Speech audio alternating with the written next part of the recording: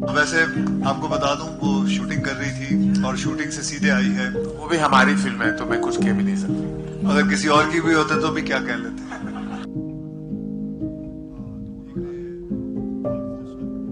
भी होते तो भी क्या।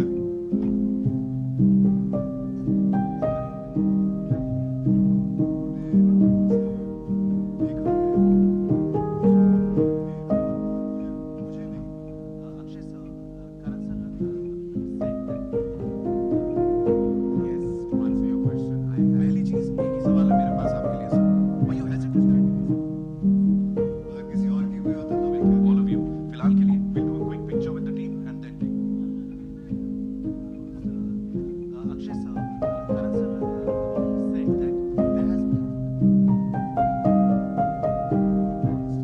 Thank you very much.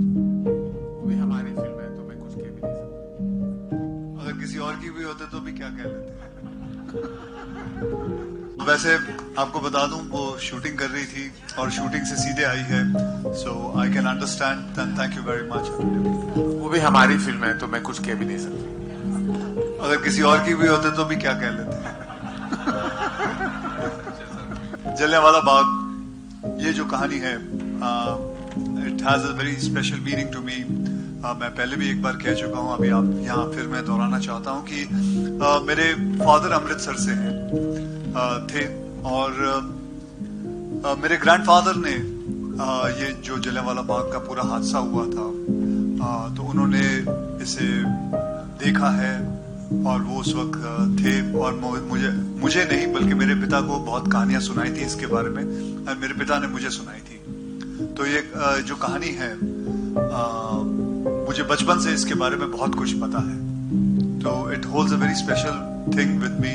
मेरे जहन में मेरे दिमाग में ये हमेशा कहानी थी। तो जब मुझे करण त्यागी साहब ने मुझे कहानी सुनाई थी तो उसी वक्त मैंने अपना फैसला कर लिया था और कहा था कि ये फिल्म जरूर करेंगे। तब एंड मैं करण जौहर जी का बहुत बहुत धन्यवाद करता हूं कि उन्होंने ये फिल्म में मुझे दी और मुझे मौका मिला इसके अंदर काम करने का। Firstly, I'm very sorry कि मैं late थी. I was shooting.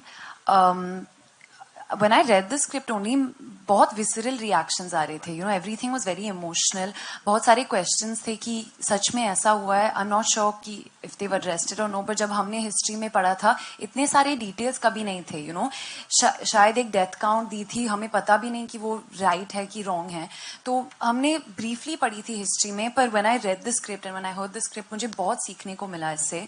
And I think जो सबसे important बात जो मैंने सीखी वो है कि as the younger generation, हम freedom को बहुत lightly लेते हैं. You know, we believe कि हाँ हमारा हक है. As we've grown up, we've been given freedom for everything.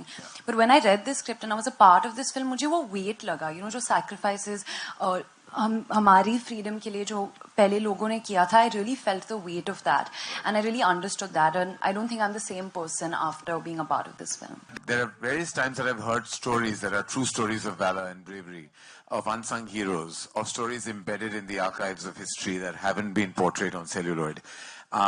It took me back to a few instances, a few stories that came on my table, and I immediately reacted. The very first film was Razi.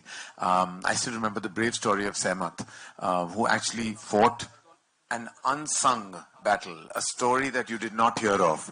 Razi went on to kind of prove that true stories that resonate so gorgeously, beautifully, and bravely, just like Razi did, can truly strike a chord with an audience globally. Ghazi attack that came again, which was related and linked to Razi in a certain sense, because they both dealt with the same intel that actually made us win a war, a battle.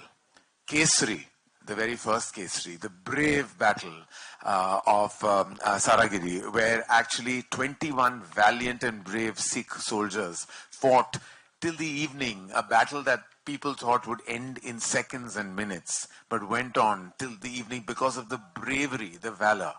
And then this absolutely outstanding story of C. Shankaran Nair, based on the book, The Case That Shook the Empire, a man who actually nearly brought the reputation of the crown down, literally to their knees.